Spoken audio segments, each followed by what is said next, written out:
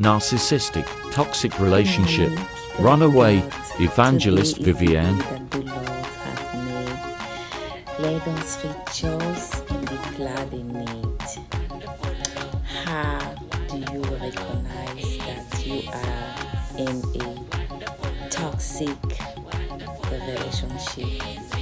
How do you recognize? You know, we cannot fool ourselves. We cannot continue to fool ourselves as people of God.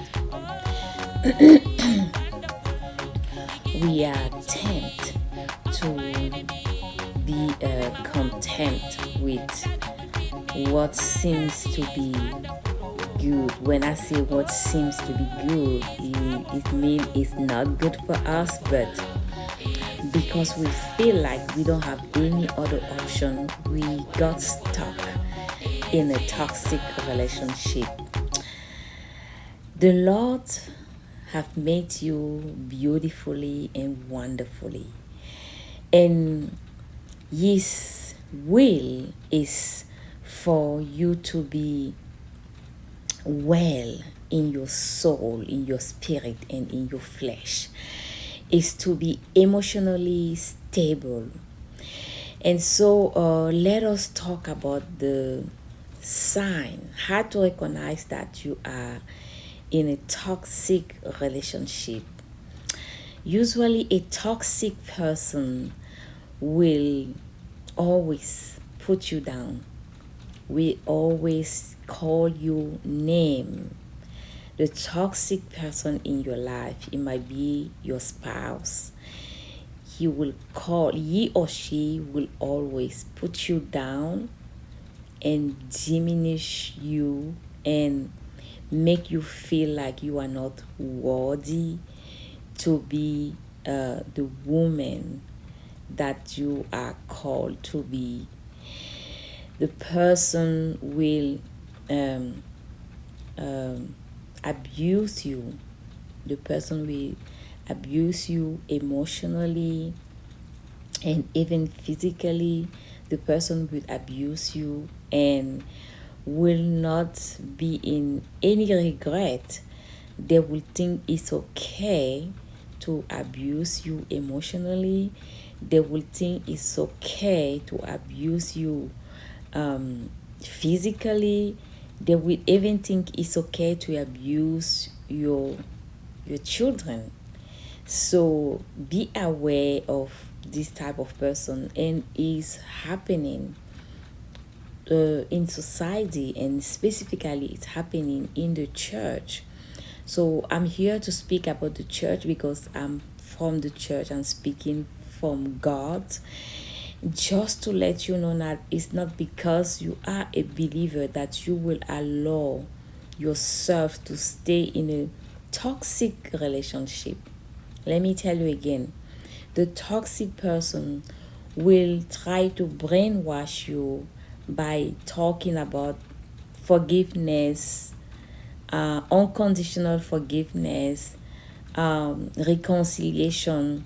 That's how the toxic person in the relationship will try to brainwash you. He or she will try to brainwash you by making you making you feel like it's okay to stay in a toxic relationship, but it's not okay. The Bible says, man, you ought to love your wife and even die for her. So if a man love you, if a man truly love you, that man will not put his hand on you. Let me say it again. If a man truly love you, that man would never put his hand on you. That man will never treat you like trash.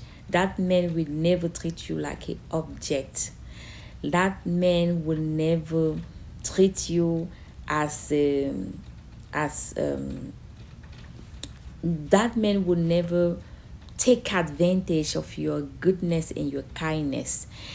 Let me tell you, in the relationship, when you are in a relationship and you find that your spouse is constantly taking advantage of your kindness and your good heart, that is a flag. That is a flag. And when that spouse is constantly taking advantage of your good heart and of your kindness, he or she will try to brainwash you by using that at his advantage or at her advantage. He or she will take you for granted and will try to manipulate you for his own or for her own good. So be wise as you starting. If you are not married yet, I'm talking to you. If you are not married yet, be wise who you getting in touch with, because God will send us flag when you starting dating somebody like your fiance. God will show you sign if that person is yours. If that person is somebody who will value you as a person and for who you are, not for who they want, because it is a difference between somebody who value you for who you are, and there's a difference between somebody who come to you to fulfill his own pleasure.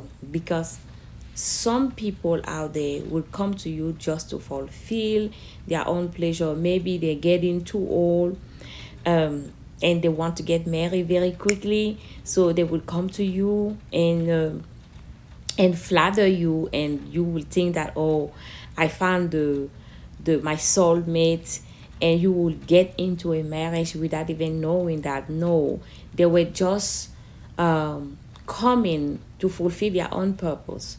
They didn't come to marry you because they love you, but because they thought they were running out of time, and they saw you, and they thought, okay, I have to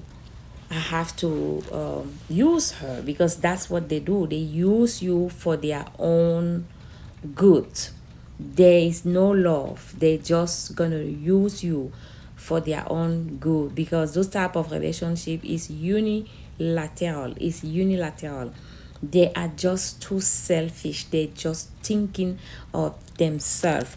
So before I leave you, I'm gonna share First Corinthians 15:33. Be not Do not be deceived. Evil communication corrupt good manner. Evil communication corrupt good manner. It means that don't be deceived, because when somebody have evil thoughts in his mind and he or she come to join with you, he or she can corrupt your mind. If you are not a drunkard, I'm just taking an example. If you are not a drunkard and your friends, all your friends are drunkard, they drink alcohol and they smoke all the time, you're gonna be corrupt. If you don't leave that relationship, you're gonna be corrupt. You're gonna start drinking even if you have never drank before. So don't fool yourself by saying that, oh, I can stand the evil person next to me. No, that evil person can corrupt your mind. So if you see the flag, if you pray to God and God show you some flag, I'm telling you, get away from that relationship. Get away from that relationship, because in the long way, you're going to see that God have warned you and you didn't want to listen, and you will just have your eyes to cry. Amen. This was Evangelist Vivian with a word of wisdom. I hope you would be blessed. Bye bye.